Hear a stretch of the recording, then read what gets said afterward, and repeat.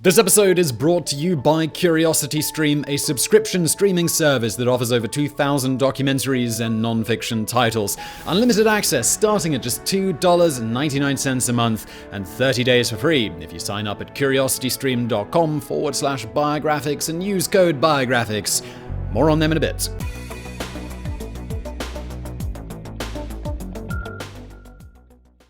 You're probably familiar with the musical Evita by Tim Rice and Andrew Lloyd Webber, which tells the true story of Eva Duarte and her relationship with Argentinian President Juan Perón. In the most famous number, Don't Cry for Me, Argentina, Evita addresses the crowds after orchestrating an insurrection to free her husband, prisoner to a military junta. A young Che Guevara witnesses the events, providing some commentary in song form, of course. So how much of this famed musical scene is true, and how much is just dramatized rumors? Well, we'll find out together in today's Biographics, which covers the lives of Evita and Juan Perón, two illegitimate children who rose from obscurity to ultimate power.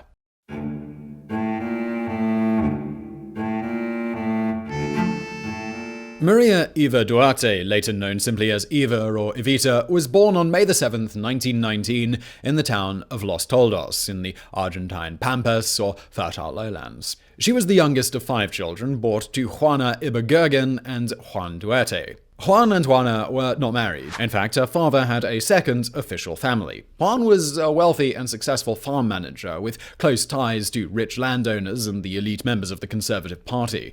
After Eva's birth, this party started losing ground to the radicals, which caused a decline in Juan's fortunes. The Duartes, accustomed to relative wealth, had to tighten the belt. A few years later, they had to punch some extra holes in the belt altogether when Juan died in a car accident on the 8th of January 1926. Juan Duarte had never recognized the children he had with Juana, meaning they would receive no inheritance. This humiliation was compounded by the treatment received at Juan's funeral. His lawful widow and her wealthy family physically prevented Evita and her siblings from attending the service. This was a watershed moment in Evita's upbringing, the knowledge that she was an explicit part of the lower rungs of Argentinian society, ostracized by the rich elite. By the time Eva started first grade, her other siblings, Juan Jr. and Elisa, were already working as clerks, while Mum, Juana, spent hours on her sewing machine as a self-employed seamstress. Eva was not yet burdened with these responsibilities, and she would spend her school-free hours climbing trees and exploring the countryside.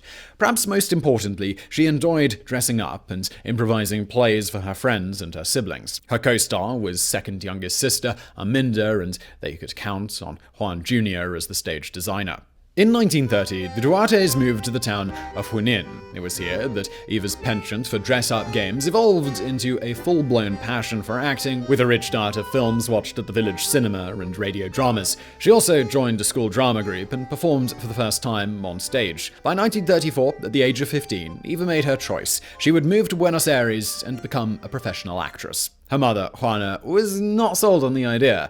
How could a girl so young face the dangers of the big capital? According to some accounts, it was celebrity tango singer Agustin Magaldi who convinced Juana to let Eva follow her dreams. In the Rice-Webber musical, the much older Magaldi is portrayed as Eva's lover, and the two elope to Buenos Aires. A less dramatic but more likely version of events comes courtesy of Eva's older sister, Arminda. It was the headmaster of Eva's school who had noticed the girl's talent and convinced Mum Juana to let the girl press her fortune with acting. And before you start gossiping, no, Eva did not elope with the headmaster. There was no eloping here. It was Juana who took Evita to Buenos Aires and arranged for her to move in with some family friends. This was the beginning of her adventure.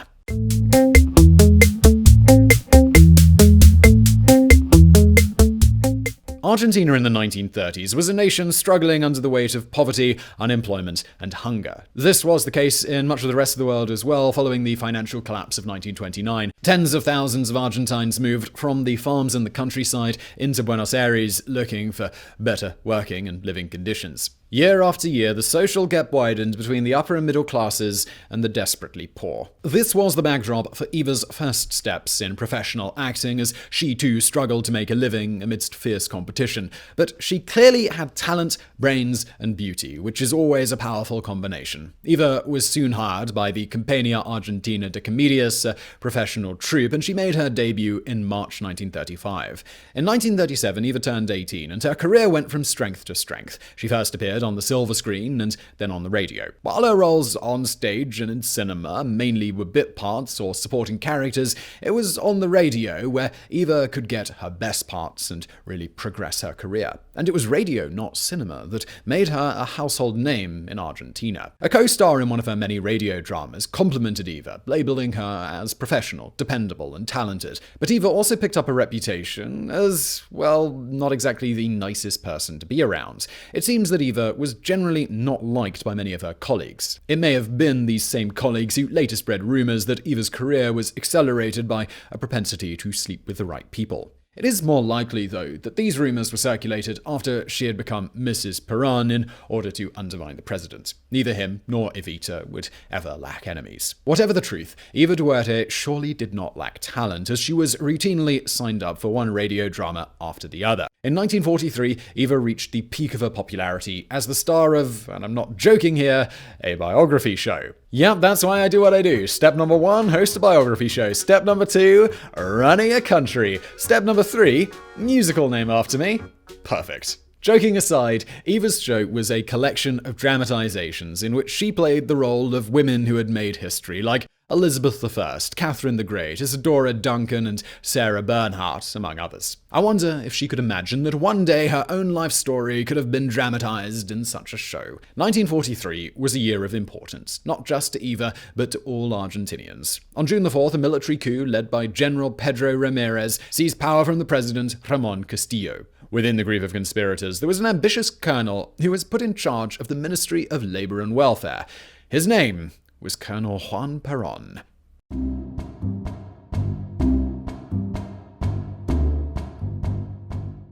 Juan Domingo Perón was born in Los Lobos, a province of Buenos Aires, on October 8, 1895. Like Eva, Juan was born out of wedlock, the child of wealthy farmer Mario Tomás Perón and Juana Sosa. Juan spent most of his childhood and early teenage years in the Pampas in the south of the country. He always wished to return to the capital to study medicine, but when he did return to Buenos Aires, it was to enter the military academy in 1911. He graduated in 1913, barely 18, with the rank of second lieutenant in the infantry. Juan was amongst the first of his class, and he gained a reputation as a hard-working student. He also excelled in physical training, standing at 6 foot tall and being solidly built. The young, athletic Juan became an army champion in boxing, skiing, and fencing. He even almost made it onto the Argentine Olympic fencing team. As Argentina never entered a war during his early military career, Perón only knew about peacetime deployment. He progressed through the ranks thanks to his academic endeavors, as well as the publication of several books on military morals and hygiene. In 1925, Juan met with 17-year-old Aurelia Tizón. After a 4-year engagement, the two married on January 5, 1929. Aurelia was a teacher, intelligent and academically minded. A valuable companion for Perón, Aurelia dedicated much of her time to translating military theory textbooks from English for her husband. In 1939, the now Captain Perón was a member of the army staff as well as a professor of military history at the Higher Institute for War Studies. He continued publishing textbooks and expanded his field of knowledge into linguistics with the book on the language of the indigenous people from in and around Patagonia. In 1936, Perón had become a major and was tasked with a delicate assignment. Officially, he was detached as a military attaché to the Argentinian embassy in Chile. Unofficially, Juan was actually spying on the Chilean army in search of potential plans for an invasion of Argentina, which was an event feared to be likely at that time. Perón was a skilled agent, reporting on Chile's military capabilities without ever blowing his cover. This success may have earned him his next promotion to lieutenant colonel at the end of the same year. On September 10, 1938, after a prolonged period of illness, Aurelia died young at the age of 30. The diagnosis was cervical cancer. This was a devastating blow to the officer, a valued asset to Argentina's military. Perón's state of depression worried his superiors to the point that they offered him another post abroad to get his mind off the tragedy. From 1939 to the beginning of 1940, Perón was attached to the Army's European Mission of Foreign Studies. This involved him touring Italy, Spain, Germany, Hungary, and France to study and observe those countries' militaries. He spent most of his time in Italy. Here, Perón focused on mountain warfare, but he also had the chance to study closely the policies and authoritarian methods of Benito Mussolini. While never fully adhering to fascist ideology, Perón came to appreciate the dictatorial methods in use in Italy and in other European countries. He started to appreciate the notion of strong, direct authoritarian rule as the only means to impose effective reforms in his home country. Juan Perón returned to Argentina in 1941, having risen to the rank of colonel. The country at that time was ruled by President Ramón Castillo, whose term had become unpopular due to widespread corruption, fraud, economic stagnation, and an increasing divide between the upper and lower classes. This is when Perón started getting involved in politics. He joined a secret outfit called GOU, Grupo Oficiales Unidos, or Group of United Officers, which had a nationalist agenda. In July 1943, the GOU seized power in an almost bloodless coup. General Arturo Rawson took power in roughly the amount of time needed to choose the color scheme for his office curtains. Rawson was favorable to the Allied cause in World War II and was open to civilians in his cabinet, but his fellow conspirators, they disagreed with both ideas. Rawson was promptly replaced with General Pedro Ramírez, whose agenda and methods were much more closely aligned to the Axis powers, firmly anti-leftist and totalitarian. Ramírez appointed General Farrell as Minister of War, who brought along Perón as his personal secretary. This was not enough for the ambitious colonel, who volunteered for a post that nobody wanted, the Minister of the National Labour Department. It wasn't just a move to get a seat in the cabinet, but a calculated first step in a long-term plan. So now, just before I continue with today's video, I do want to thank CuriosityStream for making it possible. Making super long videos like this one is only possible because of our fantastic sponsors. CuriosityStream is a subscription streaming service that offers over 2,000 documentaries and non-fiction titles from some of the world's best filmmakers, including exclusive originals. If you're looking for a specific recommendation from me on the platform, well, I'll check out 101 events that made the 20th century. Now, if you're enjoying this video, I think that'd be a great fit for you, or if you enjoy any of our figures from the 20th century, it's going to be a good fit. While serious, it's also pretty chilled. It comes out of Australia, so there's this Australian guy narrating it. Very relaxing, nice accent, does a great job. I've recommended it before, it just felt that with the figures for today's video, it's just going to be a great fit for this video as well. It's a really good series, so go check it out. Now, CuriosityStream is available on many platforms, the web app, Roku, Android, Xbox One, smart TVs, iOS, it goes on, and it's also available worldwide, so get unlimited access, starting at just $2.99 a month, and for our audience, the first 30 days, completely free if you sign up at curiositystream.com/biographics and use the promo code biographics. It's all one word, lowercase, no quotes, during the sign-up process. This is a great way to support the show, and it keeps us making more videos, and I really couldn't think of a better fit, given that, our videos are all educational, and CuriosityStream is all educational. I think you guys will really like it. So check them out, link below, and let's carry on with today's video.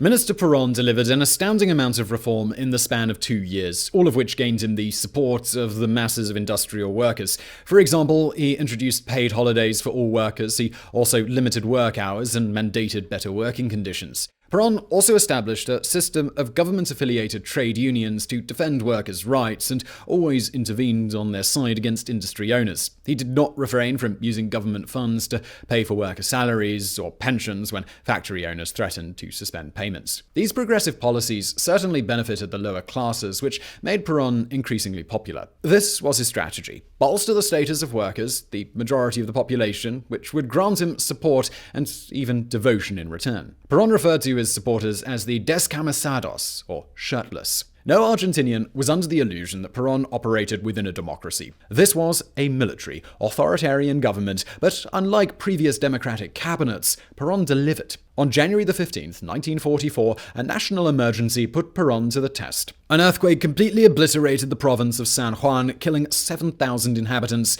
and injuring another 12,000. Perón organized a nationwide campaign to raise funds to aid the wounded and the displaced. For this effort, he drafted national celebrities to assist him, including popular actors from the stage, cinema, and radio. Some days later, Eva set up a meeting with Juan in his office, during which she asked for more opportunities to raise funds for the earthquake victims. It was then that Perón felt an immediate attraction for the young actress. He later recalled, "As I looked at her, I felt that her words were taking over me. I was almost subjugated by the warmth in her voice and in her eyes."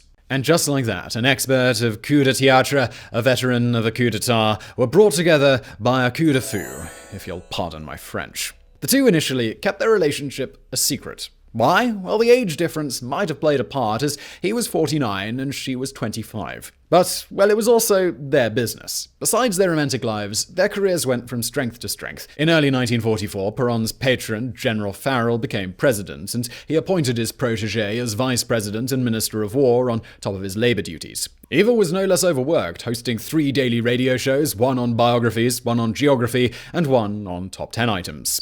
Okay, not really. It was actually 2 radio dramas and a propaganda broadcast in support of the regime. On July 9th, 1944, the two lovebirds decided to go public with their relationship by showing up together at a gala event. Perón had become the most popular member of the regime, enjoying great visibility with the press, and, well, so did Evita, appearing by his side in public.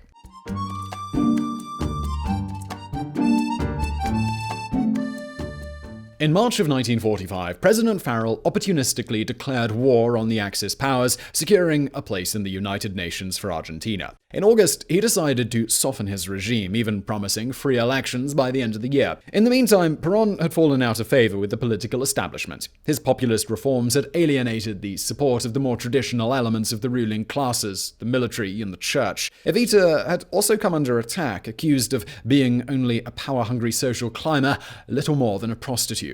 The power couple's downward descent was prologue to Perón's appointment of Evita's friend as head of the Department of Posts and Telegraph.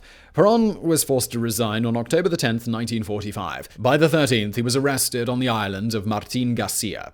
Years later, Perón recalled how Evita immediately organized a general labor strike, followed by a massive demonstration of the descamisados. She marched at the head of hundreds of thousands of workers, occupying Plaza de Mayo in Buenos Aires, the square in front of the seat of the government. Evita then addressed the crowds from a balcony. A young Che Guevara was among them. This was remembered as the foundation day of Peronismo. Or not.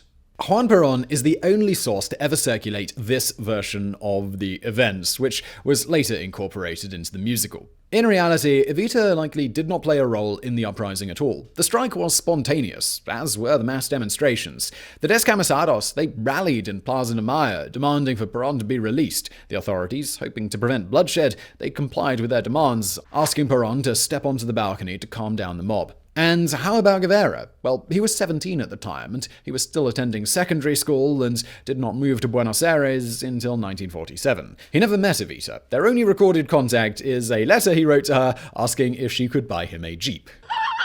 As soon as Perón was released from prison, he did 2 things. He resigned from the military, leaving with the rank of general, and he married Evita in a registry office on the 22nd of October, followed by a religious ceremony on the 10th of December. With Evita by his side, Perón set off to organize his candidature in the new general elections. He ran as a candidate from the Partido Laborista, or Labour Party. His opposition, the Democratic Union, was a disparate coalition that included both conservatives and communists, with the open backing of US Ambassador Braden. His influence was so extensive that the electoral choice was often presented as Perón versus Braden. Juan and Evita organized an intense campaign trail with a chartered train called El Descamisado. This was the first time in the history of Argentina that a presidential candidate was accompanied by his wife. On February the 8th, 1946, she pioneered another first. At a party rally, she replaced Juan on the speaker's podium as he was too ill to speak. Unfortunately, that was a total disaster. While workers loved Perón thanks to his earlier reforms, they were still mistrustful of his wife.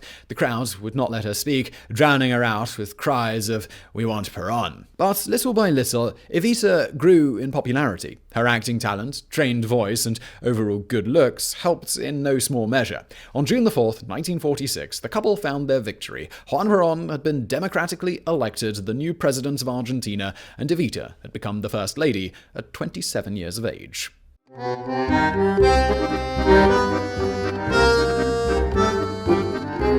Juan Perón's presidency is not easily defined, if not as a labyrinth of contradictions. Let's begin with his ideology, known as Justicialismo, or justicialism. It was founded on social justice and heavy state intervention in the form of welfare programs to support the lower classes, but it was also known as Peronismo, an indication that this movement was a unique way of running a country centered around the cult of Juan Perón's personality and strong leadership. Juan Perón introduced several progressive reforms, mainly to the benefit of his electoral base, the working classes. He made social security, education, and healthcare totally free and universal. He introduced maternity leave and the right to vote for women, with Evita's key contribution. Perón also boosted the Argentine economy by developing hydroelectric power plants, launching a local iron and steel industry, and expanding shipbuilding by 500%. But to achieve all this, he implemented rash authoritarian measures, including censorship of the press and incarceration of dissenters. In terms of foreign policy, Perón's strategy for Argentina was to become a neutral country along a third position, aligned with neither capitalism nor communism during the Cold War. In practice, Perón did not hide his hostility towards American and British presence or influence over Argentina. Was he secretly considering a drift towards Moscow, though?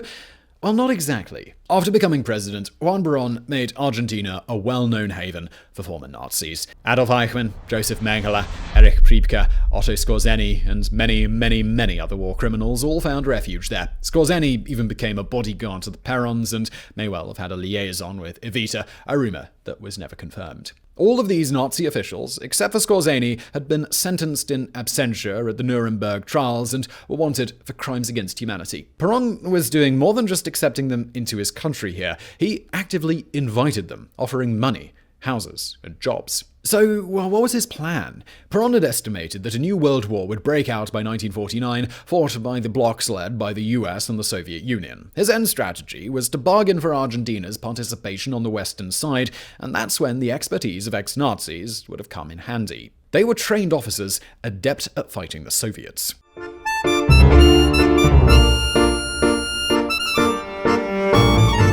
In June 1947, Evita had her first official trip abroad, the Rainbow Tour across Europe and South America. Her first leg of the tour was in Spain, where she met Generalissimo Francisco Franco, considered to be one of the last vestiges of fascism in Europe. This did not help the image of the Perons. In subsequent visits to Italy and Switzerland, Evita was accused of being the representative of a fascist country and was booed or even pelted with eggs and rotten fruit. During her official visit to London, she was snubbed by the king. Upon returning from Europe, Evita dedicated herself to the cause of women's suffrage. She had already supported a bill to that effect in 1946, and she now wanted things to change, and for them to change fast. Evita launched an appeal to Argentinian women who staged two massive rallies in September of 1947 and plastered Buenos Aires with posters. On September the 23rd, Parliament ratified the bill. Suffrage was truly universal in Argentina. Evita capped the achievement 2 years later by founding the first all-female party in Argentina to ensure that women would be on the ballot, not just at the ballot. Evita understood her feminist victory would not have been possible without the backing and active participation of her husband. In her writing, she made it clear that in order to bring about progress, both male and female actions were necessary. She summarized this as, "A man of action triumphs over everyone else. A woman of action triumphs for everyone else." In other words, male action was needed to overcome opposition when imposing new ideas, but female action was a constructive energy, the one to really bring those new ideas to the benefits of others. Inspired by these ideals, Evita threw herself into welfare work, and by 1947 she had become a sort of unofficial minister of labor, committing to a grueling work schedule of up to 22 hours a day, meeting trade union delegations and addressing welfare issues. Examples of her work included organizing state-funded holiday camps for workers' children, building hospitals for textile industry employees, and distributing aid to the poorest families in the country. And because she had 2 hours left each day, Evita put that time to good use. To complement her aid efforts, she created the Foundation Eva Perón, focused on helping women, children, and the elderly. She collected funds mainly as donations from trade unions and channeled them into several initiatives, such as the construction of schools and hospitals. The foundation continued to finance and develop major works in the field of education and healthcare during the early 1950s, with Evita supervising most of them. At this stage, even Perón supporters could not help but wonder where the required funds came from. Officially, they came from voluntary donations by trade unions as well as private enterprises, but there was strong suspicion that these donations were enforced by threats: either donate or face the consequences. Take, for example, the candy factory called Mumu. The company was forcibly shut down by the government, with all of its employees losing their job. Allegedly, it was because of poor hygienic conditions inside the factory, but Evita's direct involvement in a subsequent meeting between factory management and trade unions led to suspicions that Mumu was being punished for failing to donate to the foundation.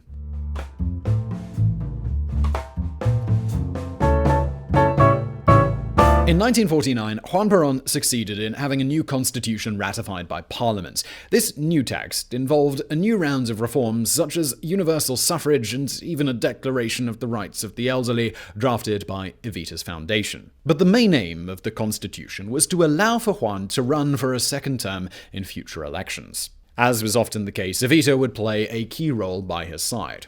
This time, though, it would be a more explicit, institutionalized one, because in August of 1951, the trade unions formally asked Juan Perón to run again for president, this time with Evita as his vice president. Despite popular enthusiasm for the idea, Evita eventually declined. This may have been due to pressure from military leadership, who always disliked the First Lady. Another reason may have been Evita's own poor health. She had been suffering from fatigue, frequent fainting, and vaginal bleeding. Today we know that all these symptoms pointed to a diagnosis of cervical cancer, the same illness that had killed Perón's first wife. But the president had decided to hide the truth from Evita for reasons that are still unclear. Perhaps it was to shield her from a devastating diagnosis, or perhaps he just wanted to hide the truth from the public. In a cynical electoral move, Perón did not want to reveal that Evita, perhaps the biggest source of his presidential popularity, may not even be alive during his second term in office.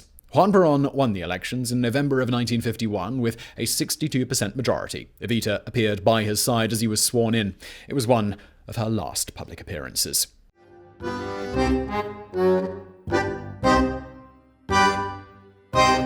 Evita Perón's last months on Earth were painful. The official version of her death, on July 26, 1952, is that this was caused by late-stage cervical cancer. It may not be a coincidence that Perón's first wife, Aurelia, had suffered the same fate. One of the causes of cervical cancer is infection by HPV, the human papillomavirus. It is likely that Juan Perón was a carrier of such a virus and thus had infected both of his wives. In 2015, a new explanation for Evita's demise was put forward by Dr. Daniel Nijensen, a neurosurgeon at Yale University Medical School. Nijensen had obtained scans of Evita's skull after her death, which showed signs of being drilled into. This was evidence that the First Lady had received a lobotomy, an operation that involves cutting the neural connections between the prefrontal lobes and the rest of the brain in order to numb emotional responses. One possibility is that the lobotomy had been a radical measure to manage the pain of her cancer, but a more sinister one is that Juan had ordered the lobotomy to curb Evita's increasingly unpredictable behavior. As she succumbed to cancer,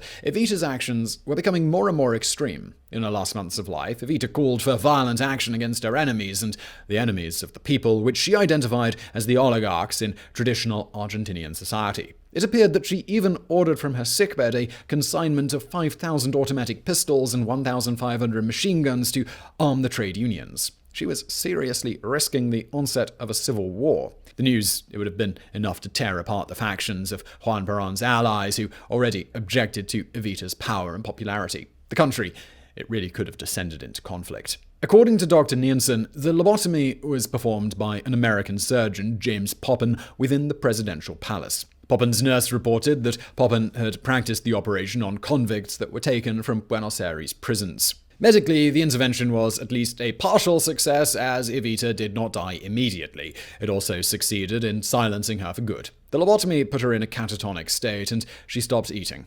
Her health deteriorated quickly until her death in July at the age of 33, 8 months after Peron had been re-elected. The masses mobilized one last time for her funeral, with thousands of citizens following the procession. Evita's body was placed at the headquarters of the General Labor Confederation, while a publicly funded mausoleum was being built. Juan Perón ordered that her body be perfectly embalmed. Her body thus became a sort of relic to be adored by the masses, sort of a fitting end considering that the Pope immediately started receiving requests for Evita to become a saint.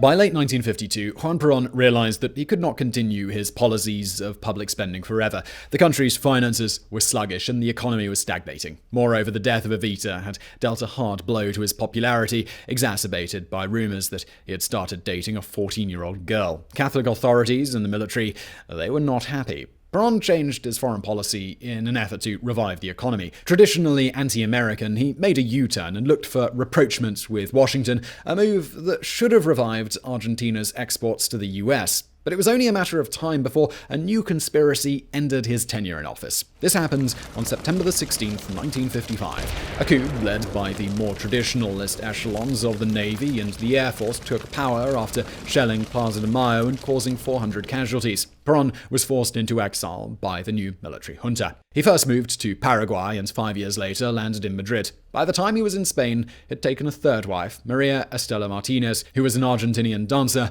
better known as Isabel. In the meantime, the junta had forbidden all aspects of Perón's policies. Displaying images of Juan Perón and Evita was also forbidden. This ban extended to Evita's body. In 1955, it was removed from its mausoleum. No one could account for her body for the ensuing 16 years. Some cynical soul once said that the ex you can't compete with is the dead one. Isabel Martinez certainly must have felt that way. As she and Juan led a life of luxury in Madrid, former President Perón never stopped looking for Evita's embalmed remains. In 1971, out of nowhere came the revelation that Evita had been secretly buried in a cemetery in Milan under a headstone bearing a different name. Juan Perón recovered her body, had it restored by a mortician, and kept it for some days in his Madrid home. Not just anywhere though, he had it lying on a table in his living room, and Isabel would be asked to brush Evita's hair every day to make sure it didn't tangle. I'm not going to comment on this in the video, but feel free to below. So back to normality. In 1973, public pressure in Argentina demanded for Perón to return from his exile. The president in charge, General Lanús, complied and invited Juan to return to the homeland, so Juan and Isabel moved back to Buenos Aires on June 20th, 1973. Lanús had also called for general elections to take place in March, but had made a point that Perón should not be allowed to run. This was not a problem as he participated and won by proxy. A revived Justicialist party put forward another candidate, Mr. Campora, who won with a thin majority of 49.59%. After taking power, Campora immediately resigned, initiating new elections in September, which of course allowed for Perón to participate. Pretty sly move. Juan and Isabel Perón campaigned together as president and vice president respectively, scoring a 60% victory by the end of the year. Juan had become president of Argentina for a third time, with his wife as second in command. Isabel had succeeded in gaining the vice presidency, a post that would have perfectly suited Evita if it weren't for her illness. Perón's third term was short-lived, though, as he died of a heart attack on July 1st, 1974. Isabel succeeded him as president, the first female head of government in the Western Hemisphere. So I really hope you enjoyed today's super long video. The story of this couple was just really interesting, so we felt that it deserved some extra time. Feel free to, like, share, subscribe, etc. And we just got a final question for you. Is there any other historical character from a musical show that you'd like us to cover? Let us know in the comments below. Also, please do check out our fantastic sponsor, CuriosityStream, link below. And thank you for watching.